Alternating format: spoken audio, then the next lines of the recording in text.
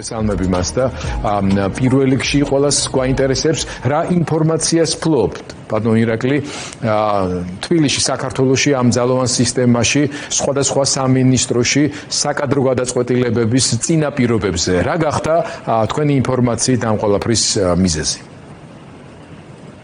მოგესალმებით გიორგი და მივესალმებით თქვენს მაყურებელს ეს საკითხი რომ გავშალოთ ალბათ უმჯობესია რამდენიმე ეტაპად დავყოთ ეს რამდენიმე საკითხად დავყოთ და ისე შევაფასოთ იმიტომ რომ მხოლოდ იმაზე რომ დაუშვათ რაც გავრცელდა ხო სხვადასხვა მოსაზრებები მდინარაძის მოხსნასთან დაკავშირებით ან ასე შემდეგ ყვითელი ინფორმაციები და რომ გადავიდეთ რაღაც შინაარსობრივ შეფასებაზე თავარი არის ივანიშვილის მიდგომა და დამოკიდებულება როგორც სახელმწიფოს მიმართ ისე მისი ამომრჩევლისა და საზოგადოების წინაშე მე გავეცანი ამ დინარაძის ფუნქციებს რომელიც ყობახიძემ შეუქმნა და სტანდარტული რაღაც აბსურდული ფუნქციების გარდა სულ ორადორი არის რომელიცაც შეიძლება ჩვენ ასე ვთქვათ ჩავეჭიდოთ და ვნახოთ და იქ წერია ესეთი რაღაცა რომ ახორციელებს საერთო კოორდინაციასო და ჩამოთვლილი არის შინაგან საქმეთა სამინისტრო სუსი და სახელმწიფო დაცვის სპეციალური სამსახური სად არის თავდაცვის სამინისტრო პირველი მოდი აქეთ ეს რო შევაფასო და მეორე იყო აინიცირებს ეროვნული უსაფრთხოების დონის დოკუმენტებს ანუ სად აინიცირებს ვისთან აინიცირებს და თუ ეს უნდა შექმნილიყო რატომ გააუქმეს ეროვნული უსაფრთხოების საბჭო რომელიც არსებობდა მთავრობის ადმინისტრაციის დაქვემდებარების ქვეშ და ეროვნული უსაფრთხოების საბჭო არეგულირებდა ზუსტად ამ ფუნქციებს და ამის მატარებელი იყო თავისი შინაარსით დებულებითა და ფუნქციებით როგორც დღეს ეგრეთ წოდებული მდინარაძეს შეუქმნეს ის განცხადებები სახელმწიფო ვერტიკალიდან რომ მდინარაძის დანიშვნა იყო დროებითი და ეს უნდა მე ისე მომხდარიყო როგორც მოხდა რომ ეს არის მტკნარი სიცრუე მე მგონი ამას ჩვეულებრივი ბავშვიც აღარ დაიჯერებს და ეს რაღაცა ერთგვარი წოდებრივი დაწინაურების და 7 თვეში გამხდარი გენერალი იცით რა არის მე პირადად 4 წელი ვსწავლობდი თავდაცვის აკადემიაში რომ ლეიტენანტი გამხდარიყავი 4 წელიწადი და შემდგომ ამისი სტანდარტები და დროები არის თითოეული სამხედრო წოდება როგორ უნდა მიიღო რა პერიოდით და მით უფრო თავდაცვის სამინისტროში ამაზე სტანდარტები არის დაწესებული რას უნდა აკმაყოფილებდე ანუ მე მინდა მივმართო ყველა იმ თანამშრომელს ვისაც ფორმაცია მნიშვნელობა არ აქვს ეს სახელმწიფო უსაფრთხოების სამსახურია შინაგან საქმეთა სამინისტრო და თავდაცვის სამინისტრო ანუ ფორმის ქვეშ მყოფი ადამიანებისთვის წოდება არის უმნიშვნელოვანესი კომპონენტი ხო ანუ დამიჯერეთ არიან ადამიანები რომლებიც წლები ელოდებიან შემდგომ მომდევნო წოდებებს აი მაგალითად 4 წელი აუთ გადაცდომა 5 წელი აუთ გადაცდომა და ადამიანს 7 თვეში მიანიჭეს გენერლობა ანუ ეს ხო მთლიანად დაკარგეს ფასი დაუკარგეს ანუ რა მიდგომა და დამოკიდებულება არის რომ მის ასე ვთქვათ დობით აღჭურვილ მის რაღაცა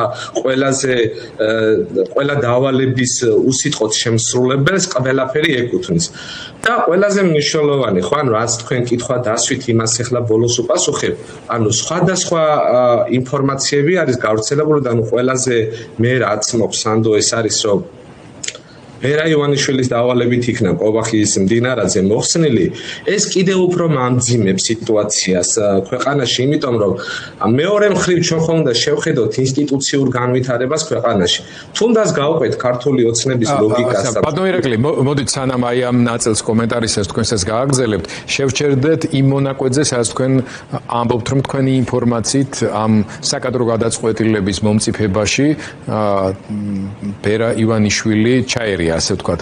საუბარი არის რაღაც ინციდენტზე, რომლის თაობაზეც უკვე ღიად მიმდინარეობს საუბარი მედიაში, ყვებიან ადამიანები, რომ თითქოს მე არ ვიცი ამის პირდაპირ მტკიცებულება არ მაქვს, რომ ერთ-ერთი სავარჯიშო დარბაზის, ასე ვთქვათ, ავტოსადგომზე მოხდა ფიზიკური დაპირისპირება დაცვის ცალკეულ სამსახურებს შორის, ერთ-ერთი სამსახური იყო კალაძის და მისი შეხმიანებით სუსთან, შემდეგ იმ მეორე ნაწილის ბიჭების ახალგაზრდა ბიჭების დაკავება მოხდა, ასე ვთქვათ და რომელთაც თავის მხრივ აქვთ პირდაპირი კავშირი ვერა ივანიშვილთან და სწორედ ამას მოყვა ეს რეაქცია შემდგომში და ამ საკადრო გადაწყვეტილების მომწიფებაც.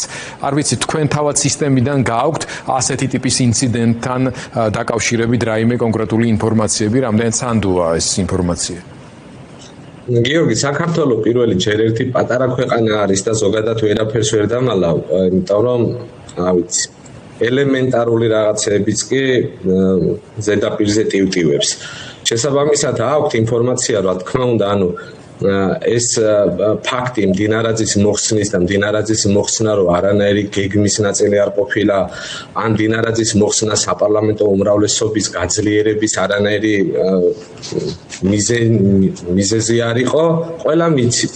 რა თქმა უნდა, ეს მოხდა რაღაცა გარკვეული, რო არ შევიდეთ რაღაც ჭორაობასავით, რო არ გამოვიდეს და ასე შემდეგ, ეს ჩემთვის ამას არსებითი მნიშვნელობა არ აქვს, რა მოხდა. ყველაზე ჩემთვის თავარი არის, რომ კონკრეტული პირი, კონკრეტული ფიზიკური პირი ამ შემთხვევაში, რომელსაც არანაირი ბერკეტი რესურსი ინსტიტუციასთან დაკავშირება არ აქვს, წყვეტს ვინ უნდა იყოს სახელმწიფო უსაფრთხოების სამსახური. თუმცა კიდევ ერთხელ ვიძახი, ხო, სახელმწიფო ვერტიკალში დღეს დგას ივანიშვილი და უკვე გამოკვეთილი არის, რომ ივანიშვილი არა მარტო პერსონალურად, არამედ მისი ოჯახი დგას. შესაბამისად, ვინ იქნება სახელმწიფო უსაფრთხოების სამსახურის უფროსი, შინაგან საქმეთა მინისტრი თუ ასე შემდეგ, ამას არსებითი მნიშვნელობა არ აქვს. მაგალითი რომ მოვიყვანოთ ალიევის ვიზიტის, ყობახიძე ივანიშვილს დასდევდა როგორც საპატიო ყარაული. ანუ ივანიშვილმა წარუდგინა ალიევს თავრობის წევრები. ანუ ეს ერთგვარი პროტოკოლის დარღვევის მიღმა, დაცინვა არის სახელმწიფო ინსტიტუციების. ეს ხო პირდაპირ ნათელი მაგალითია, ვინ არის ამ ქვეყანაში გადაწყვეტილების მიმღები პირი. შესაბამისად, როგორ ფიქრობთ, რომელიმე მინისტრს რაიმე რესურსი აქვს, რომ გადაწყვეტილება მიიღოს? არანაირი რესურსი არ აქვს. ეს არის საკითხი, რაზეც უნდა ზოგადად ვიმსჯელოთ და დავაფიქროთ, როგორც თქვენი აუდიტორია, მსმენელი და მაყურებელი, აგრეთვე საზოგადოება, იმიტომ რომ ეს არის სახელმწიფო ინსტიტუციების აბსოლუტური დეგრადირება, ეროზია ხდება სახელმწიფო ინსტიტუტების. მეორე მხრივ სახელმწიფოს ჩვენ ხო გვაკვირდებიან ჩვენი პარტნიორები, როგორც რეგიონში, ისე ევროკავშირიდან, ისე შეერთებული შტატებიდან. როგორ წარმოგიდგენიათ, ამ პირობებში საქართველოს დღეს რაიმე დონის ან სანდოობის ხარისხი როგორი აქვს, ან ურთიერთობის, ან დიალოგის, აბსოლუტურად ყველაფერი დღეს რაც ხდება, მიუთითებს იმაზე, რომ ერთი ადამიანი ამ ქვეყანაში და მასთან დაკავშირებული ოჯახის წევრები და უკვე შემოიყვანეს ახალი სახე რაღაც პატარა ჯუნიორი პრინცი, რომელიც როგორც ჩათვლიან, თვითონ როგორც მოესურვებათ, ისე მე რაღაცა მომენტში მეგონა, რომ აბსოლუტურად თვისობრივად ახალ საინფორმაციო და ჰიბრიდულ ომთან აქვს საქმე, იმიტომ რომ რასაც ისინი აკეთებდნენ, რასაც ისინი საუბრობენ, რა აბსურდსაც ისინი ლაპარაკობენ, რაღაცა უფრო აკადემიურ ნაწილში ვფიქრობდი, რომ რაღაცა ისეთი ხო არ არის, რაც უკვე მოძველებული არის და ამათმა ახალი შემოიტანეს. არაფერი სიახლე არ არის. არაფერი, ეს არის უბრალოდ ერთი ოჯახის, ერთი რაღაცა კლანის და ვერტიკალის მიერ მართული სახელმწიფო. ისე რომ საერთოდ არ აინტერესებთ ამას, რა შედეგები შეიძლება მოყვეს გრძელვადიან პერსპექტივაში. მე გულისხმობ იმას, რომ ბევრჯერ მithქვამს ეს. ხوار რომ ივანიშვილმა პირობითად დაიხუროს ხუდი და წავიდეს ქვეყნიდან. დღეს რა გვჩება ჩვენ, როგორი სახელმწიფო ინსტიტუციები გვჩება, როგორი ინფრასტრუქტურა გვჩება, ხო? გერმანიაში დაასდევენ კვერცხის ფასებს, როდესაც გერმანიის უსაფრთხოების არქიტექტურა ფაქტურად ახალ სიმაღლეებს იპყრობს. მაშინ, როცა ჩვენ აბსოლუტურად ამ მიმართულებით საერთოდ არაფერს არ ვაკეთებთ. გასაგებია, რომ დაუშვათ ომი არ გვინდა, არც არავის არ უნდა, მაგრამ ხო უნდა რაღაც მომენტში ვემზადებოდეთ. რეგიონში ერთ დროს მოწინავე სახელმწიფო საქართველოს დღეს არის ყველაზე დეგრადირებული, როგორც ინსტიტუციურ დონეზე, ისე უსაფრთხოების თქვენ საუბრობთ სისტემის დეგრადაციაზე, სურათი რომელსაც აღწევთ და ძალიან ბევრი ფაქტი და ინდიკატორი მეტყველებს იმაზე, რომ ფაქტობრივად მაფიოზური მოდელი ჩამოყალიბდა ქვეყანაში მართვის, რომელსაც თავისი მიმართულებები აქვს, თავისი განშტოებები აქვს, ასე თქვა, არის პოლიტიკური პლასტი, სადაც კონკრეტული ადამიანები ასრულებენ თავიანთ დავალებას, თავიანთ საქმეს, არის კრიმინალური სამყარო, რომელთან ურთიერთობაც სხვა ადამიანებს აქვთ ჩაბარებული და სამართალდამცავი სისტემა თავისი სასამართლოთი, რომელიც უზრუნველყოფს აი ამ მოდელის მაფიოზური სისტემის ფუნქციონირებას. თავად ქართული ოცნების წარმომადგენლები ხშირად იმეორებენ, რომ საქართველოს უსაფრთხოებისა და მშვიდობის გარანტი არის კონკრეტულად მათი საპატიო თავმჯდომარე ბიძინა ივანიშვილი. ბიძინა ივანიშვილს ვნახეთ, რომ მოუწია გარკვეული თუნდაც მინიმალური ჩარევა ამ შემთხვევაში, როდესაც მდინარაძე კობახიძეს უკან ხურდაში სადღაც ისევ მთავრობის კანცელარიაში დაუბრუნეს და ჩვენ ვნახეთ, რომ ორივე თანამდებობაზე შინაგან საქმეთა სამინისტროშიც და სუსშიც დავარქვათ ასე საკადრო სამართალდამცავები დაინიშნენ. მართვის რაიმე ტიპის მოდელის სახეცვლილებაზე არის ამ შემთხვევაში საუბარი, ანუ უფრო ვერტიკალურად, ცენტრალიზებულად მართვალი ხდება ეს სისტემა ივანიშვილის ოჯახის დაქვემდებარებისთვის, აქამდე კობახიძე თავისი მდინარაძით შეიძლებოდა ყოფილიყო რაღაც შუალედური რგოლი, რომელიც ამოვარდა ახლა ამ სისტემიდან? გიორგი, მერწმუნეთ, მდინარაძე იქნება, რავით, გელა იქნება თუ რაჟდენა სუსის უფროსი. ამას არსებითი მნიშვნელობა არ აქვს, იმიტომ რომ აქ არის მთავარი, ვინ უფრო კარგად დაალაგდა დღეს ივანიშვილთან და ივანიშვილს ვის მიმართ უფრო მეტი დობის ხარისხი აქვს. მერწმუნეთ, არც გელა და არც სულხანი მდინარაძეს არაფრად არ ჩააგდებენ და საერთოდ არაფერს არ შეუთანხმებენ. ამაში იყავით დარწმუნებული. არანაირ კოორდინაციას და ვერანაირ კოორდინაციას მდინარაძე ვერ განახორციელებს მარტივი მიზეზის გამო, იმიტომ რომ პირობითად შინაგან საქმეთა სამინისტროში სულხანის დანიშვნა განაპირობებული არის მისი ბიძაშვილით, ანუ ეს ხო არ არის დამალული, ანუ ეს ხო ყველა მიცის, რომ ანუ დავით ამაზაშვილის ოჯახი დაახლოებული არის ბიძინა, ანუ მამამისის ხო გურამ მომღერალი, ცნობილი მომღერალი რომელიც იყო და ანუ წლების განმავლობაში დათო ალაგებს შინაგან საქმეთა სამინისტროში თემებს, იმიტომ რომ მას არასდროს არ დომებია ასე ვთქვათ მინისტრობა, მაგრამ მისი გავლენა მათ შორის აი ეს პიროვნება, რომელიც დღეს დაინიშნა შემოსავლების სამსახურის უფროსად, ხო? დავით ამაზაშვილის რეკომენდაცია იყო მანამდე გუბერნატორად, მას მერე მდინარაძის მოადგილედ. ანუ პერსონები წყვეტენ, ხვდებით, ანუ აქ არ არის ინსტიტუციონალიზაცია, აქ არ არის სახელმწიფოებრიობა, აქ არ არის თეორიული განათლება და ადამიანების პრაქტიკული გამოცდილება. მით უფრო სახელმწიფო უსაფრთხოების სამსახურში უამრავი სტატია დევს და კლასიკური მაგალითი რო ავიღოთ, ისრაელის მოსადის ხელმძღვანელები რო ინიშნებიან, მათ რა გამოცდილება აქვს, საბრძოლო გამოცდილება, მათ შორის რო აღარა ვთქვათ ოპერატიული და სადაზვერვო საქმიანობის. ანუ ამ ადამიანებს აი რო ავიღოთ და ცალკეულად შევაფასოთ, რა რესურსი აქვთ მართონ სახელმწიფო უსაფრთხოების სამსახური, მართონ შინაგან საქმეთა სამინისტრო, ანუ რა გამოცდილებებს ეფუძნება, არაფერს. ასევე ამ სისტემებში შემავალი დეპარტამენტის დირექტორები, ამ სისტემებში შემავალი გადაწყვეტილების მიმღები მაღალი თანამდებობის პირები, როდესაც ინიშნებიან, ყველა ინიშნება ვიწრო კლანური ინტერესებიდან გამომდინარე და არა მათი ან პრაქტიკული გამოცდილებით, ან მათი ცოდნით, ან მათი შესაძლებლობებით რაიმე გააუმჯობესონ და ყველაზე მნიშვნელოვანი რღვევა აქ რა არის, ხო? ანუ რომ მოდის მინისტრი, ჩვენ არ აგვაქვს ის კულტურა, ოღონდ წლები არ აგვაქვს ეს, ანუ არც ამ ხელისუფლების პირობებში და არც ამ ხელისუფლების, ანუ არასოდეს ეს კულტურა სახელმწიფოს მართვის ვერ ჩამოყალიბდა, რომ მოდის ახალი მინისტრი, მან თვისობრივად თლიანად კი არ შეცვალოს სისტემა დაწყებული საშტატო რეორგანიზაციიდან დამთავრებული ფუნქციებით, არამედ შეძლოს რაღაც გადაიბაროს და მერე გააგრძელოს და მას რაღაცა დააშენოს და ყველა ახალმა დააშენოს, რათა საბოლოო რაღაცა წლების შემდეგ სასურველი შედეგი მივიღოთ. ესენი მოდიან, თლიანად იცვლება ხელმძღვანელობის ვერტიკალი, თლიანად იცვლება მიდგომა, დამოკიდებულება. ბოლო წელიწადში სამჯერ შეცვალეს სპეციალური ოპერაციების დეპარტამენტის დირექტორი, ეგრეთ წოდებული შავნაბადას, ხო? ანუ რო ავიღოთ, მათ შორის რეგიონალური ხელმძღვანელები, მათ შორის სხვადასხვა როგორც არ მოუდგენია, ანუ ჩვეულებრივ ამ სმენელს მინდა მივმართო, რომელსაც გონია არ ჯერა, რომ ქართული ოცნება მის უსაფრთხოებას იცავს.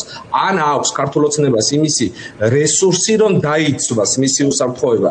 ანუ ეს ადამიანები, ეს ამდენი ცვლილება შეძლებს ყველაფრის მიღმა მხოლოდ ერთი მართვისა და კონტროლის მექანიზმების ეფექტურ განხორციელებას. აი ესა ბატონო ირაკლი, მნიშვნელოვანია რაზეც ახლა თქვენ საუბრობთ და უფრო უდგებით ასე თქვათ სისტემური ხედვიდან აფასებთ ამას ყველაფერს, მაგრამ მე მაინც უნდა შემოვიჭრე ხოლმე და თქვენ შეხსენება არ გჭირდება საზოგადოებასაც შევახსენოთ, რომ ჩვენ უკვე ფაქტობრივად მაფიოზური კონტროლის მიღმა დარჩენილი ძალის მიერ ასე თქვათ ხაზზე დაყრდნობილი მართლობითი სისტემაზე ვსაუბრობთ, სადაც პიროვნულ ლოიალობას, მორჩილებას, დავალებების კარგად შესრულებას აქვს გადამწყვეტი მნიშვნელობა და არა კანონთან ან რაღაც პროფესიულ ეთიკასთან, კოდექსთან მიმართებაში ადამიანების მდგრადობას. აი, ამ ხრივ ძალიან საინტერესო არის მაგალითად თქვენი ყოფილი სამსახურის ხელმძღვანელებისა და თანამშრომლების ბედი, ხო, აი ხარება, ეგრეთ წოდებული ბატონი ხარაზიშვილი, რომელიც სისტემაში აღარ არის, ეს ადამიანები თითქოს გვერდზე გაწიეს, მაგრამ მათ თავიანთი რესურსები გავლენების აქვთ და ალბათ ისინი ელოდებიან მომენტს, როდესაც საჭირონი გახდებიან კვლავ ივანიშვილისთვის.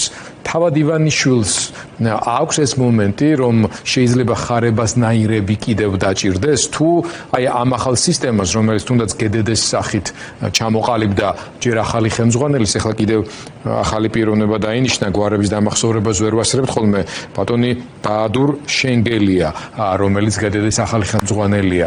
ანუ ეს ხალხი ის ხალხია, რომელსაც შეუძლია აი ასე სასტიკად გაუსწორდნენ ყოველგვარი კანონის დარღვევის და ყველა საერთაშორისო კონვენციაზე გადაბიჯებით გაუსწორდნენ უბრალოდ ადამიანებს, საუბარი არ მაქვს მე ქართველებზე, აი ასეთი არაადამიანების თავმოყრის შესაძლებლობები აქვს კიდე ამ სისტემას დარჩენილი? გიორგი, აი მე ვიცნობ ბაადურ შენგელიას და მინდა გითხრათ, რომ ძალიან ღირსეული და ძალიან წესიერ პიროვნებად ვიცნობ მე მას და მე არ ამგონია, რომ ბაადურ შენგელია იყოს ხარება. ვერ წარმომიდგენია, არ ვიცი და მე უფრო ანუ ეს ცვლილება მანიშნებს იმაზე, რომ ცდილობენ რაღაც სისტემის იმ შავი ლაქების, იმ სირცხვილის და იმ ტალახის ჩამოწმენდას, რომელიც ხარაზიშვილმა, გომელაურმა და იმ ვერტიკალმა 2024 წლის განმავლობაში შეუქმნა შინაგან საქმეთა სამინისტროს. თუმცა, ანუ ეს არ არის გულწრფელი დამოკიდებულება, რატომ? აი გუშინ შემხვდა იმედის პროპაგანდის, რაღაც ძალიან პატარა ფრაგმენტი იყო ოთანაძის ინტერვიუ, რომელიც საუბრობს ნაციონალური მოძრაობის სისხლიან 9 წელზე. აი მინდა გითხრათ თქვენს და სმენელსაც, რომ მთავარი კილერი, მთავარი მსროლელი, მთავარი ამ პროცესის, რაზეც ოთანაძე საუბრობს, შემსრულებელი იყო ხარაზიშვილი. მას პირადად აქვს ეს მოყოლილი და სისტემაში ეს ყველა მიცის.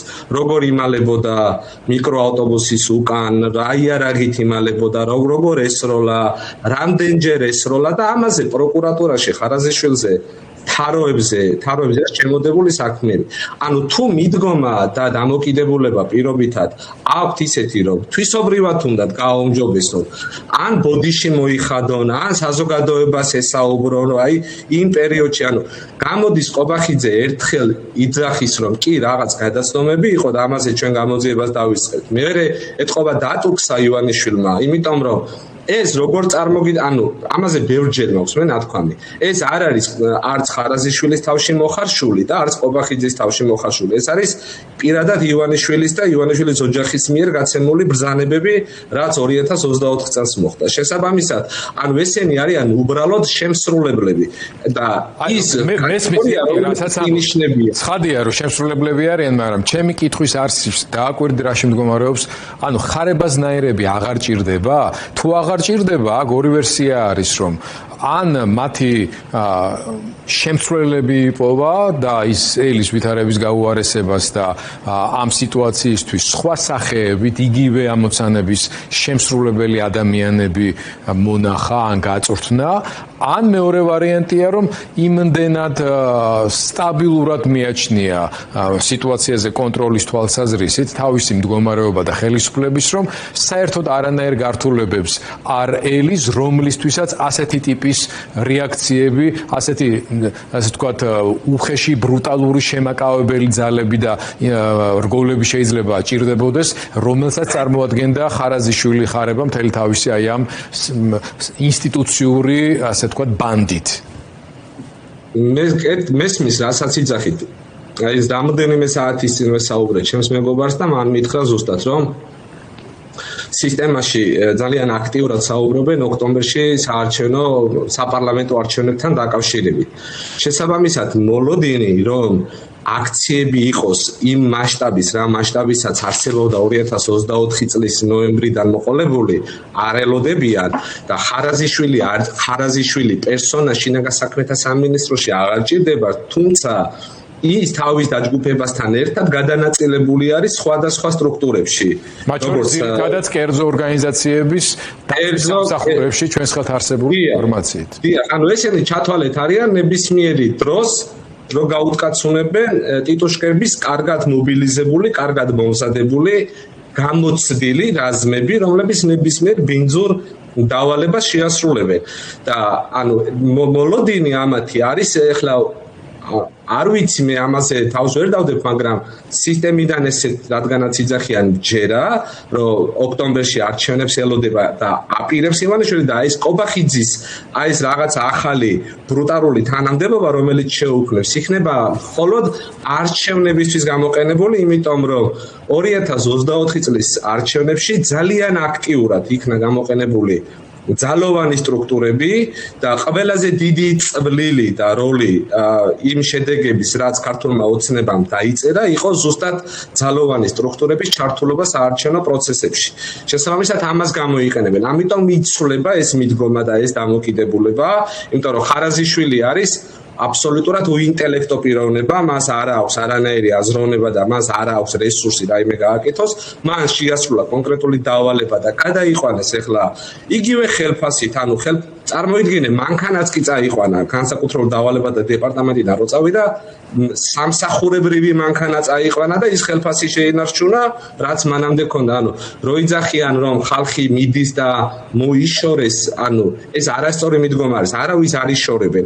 ესეთი ხალხის მოშორება ხდება მხოლოდ ერთი ჩუბში ტყვიით. დანარჩენ შემთხვევაში ესეთი ადამიანები არიან უბრალოდ გადამალულები დროებით შემდგომი რაღაცა სხვა დავალებების შესასრულებლად. მოშორება რო უნდოდეთ, ან ციხეში წავიდოდნენ და ან კობზონის ბილეთებს ჩაახუტებდნენ. სხვა შემთხვევაში ესენი ისევ აქტიურები არიან, აქტიურ პერსონებად ითვლებიან. ამიტომ რაღაც ახალ მიდგომებს, ახალ მოლოდინებს ქმნის ივანიშვილი და გამოჩნდება ეს უახლოეს მომავალში, იმიტომ რომ რაღაცა ყველაფერი ერთობლიობაში რო ჩვენ შევაჯამოთ კომბინაციაში, აი ეს კომპონენტები რაც ხდება, ხო? ანუ ის რაღაცა ცოტანეს გამოჩენა, ახალგაზრდული ფრთა, იქ პარლამენტში ეგრე ვითომ დებატები და ვითომ კობახიძის გაკრიტიკება, იქ ასე შემდეგ, ანუ უახლოეს მომავალში გახდება ცხადი, რა გეგმები აქვს ივანიშვილის აგეგმილი აი ამ წლის განმავლობაში. ირაკლი, აღარ მოგასცენ, ძალიან დიდი მადლობა ჩართვისთვის. სასამართლო პროცესთან დაკავშირებით აღარ დამისვას თქვენთვის შეკითხვა, თუ გსურთ რაიმე კომენტარის გაკეთება დისტანციურად, შემიძლია მოგცეთ ამის საშუალება, თქვენ სასამართლოს სხდომაზე ვერ მონაწილეობთ. დიახ, არ მაძლევენ სამწუხაროდ არანაირ უფლებას არც ერთი ფორმით, მათ შორის ადვოკატს როგორც ვიცი არ აძლევენ უფლებას, რომ დაუშვათ ტექსტი დავწერო და მან გაახმოვანოს, იყო უკვე დასრულდა საბოლოო სიტყვა, აბსოლუტური აბსურდი ხდება, თუმცა მოლოდინი სასამართლოსთან ქართული მართლმსაჯულებისგან ესენი არიან არა მოსამართლეები, ესენი არიან ნოტარიუსები, ესენი არიან, ანუ რა იცვლება, როგორც სახელმწიფო უსაფრთხოების სამსახურში ხდება, რაც ხდება შინაგან საქმეთა სამინისტროში, ყველა ამ ინსტიტუციაში, აი ამ სისტემაში, ანუ სისტემა არის მთლიანად ეს ძალოვანი სტრუქტურები თავისი სასამართლო ხელისუფლებით. ერთნაირი მიდგომა არის, ერთნაირი ხელწერა არის, შესაბამისად არ ვიცი. ალბათ რაც იქნება მაქსიმალური სასჯელი იმას მომისჯიანი. იმაზე რაც არ ჩამიდენია, იმაზე რაც არ მithქვამს და იმაზე რაც არ გამიკეთებია. ეს არის უბრალოდ დემონსტრაციულად ჩემს შემთხვევაში დასჯა მხოლოდ იმიტომ, რომ სხვა დანარჩენებისთვის იყოს მაგალითის მიცემი, რომ არასდროს არავინ მსგავსი რამე არ გაბედოს, მაგრამ ჩვენ ამით მე ვერ გამაჩუმებენ, მე ვერ შემაშინებენ და ეს ქმედება მე მაგალითად უკან არ დამახევინებს. პირიქით უფრო მეტ მოტივაციას მაძლევს, უფრო მეტ შემართებას მაძლევს, რომ ვიბრძოლო მათ წინააღმდეგ. ვიბრძოლო უკეთესი საქართველოსთვის და ვიბრძოლო უკეთესი მომავლისთვის, რომელშიც ჩემი შვილების თაობა მინდა რომ იცხოვროს. მადლობა უთხრათ ირაკლი შაიშმელაშვილს, რომელიც გვერდებოდა შეერთებული შტატები.